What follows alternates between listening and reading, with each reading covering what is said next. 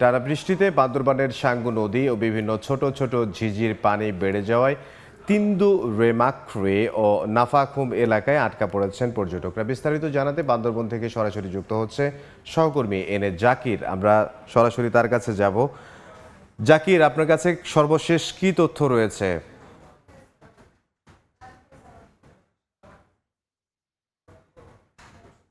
মতো অব্যাহত ভারী বর্ষণ পার্বত্য জেলা বান্দরবানে, এর ফলে একদিকে দেখা দিয়েছে পাহাড় ধসের সংখ্যা, অন্যদিকে দেখা দিয়েছে বন্যারও কিন্তু আশঙ্কা।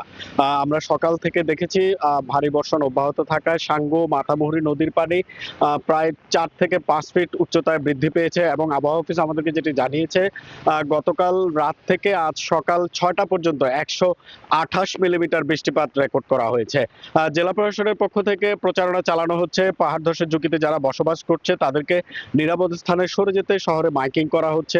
বিভিন্ন উপজেলা নির্বাহী কর্মকর্তাদের মাধ্যমে প্রচারণা চালানো হচ্ছে এবং জেলা প্রশাসন আমাদেরকে যেটি জানিয়েছে, বান্দরবান জেলায় 220টি আশ্রয় কেন্দ্র প্রস্তুত রাখা হয়েছে। ঝুঁকিপূর্ণদেরকে আশ্রয় কেন্দ্রে চলে যাওয়ার জন্য বারবার তাদেরকে বলা হচ্ছে।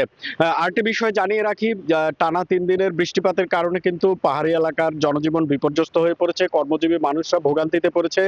বিভিন্ন ছোট ছোট সড়কে পানি উঠে গেছে, যাতায়াতে ভোগান্তি পোহাতে হচ্ছে এবং পাহাড়ের পাশে বিভিন্ন জায়গায় মাটি ধসে পড়ার কারণে কিন্তু অভ্যন্তরীণ সড়কগুলোতে যান চলাচলেও বিঘ্ন ঘটছে। তবে প্রশাসন তৎপর রয়েছে, তারা সাথে সাথেই রাস্তার যে মাটি রয়েছে সেগুলি সরানোর চেষ্টা করছে এবং যেসব জায়গায় জলাবদ্ধতা রয়েছে সেগুলো কিন্তু আসলে একটু বেশি ভোগান্তির কারণ হয়ে দাঁড়িয়েছে।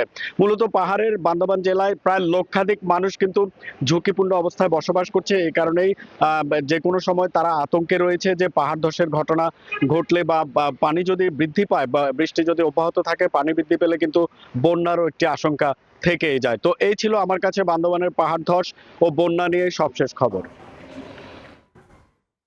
বান্দরবন থেকে সহকর্মী এনে জাকির।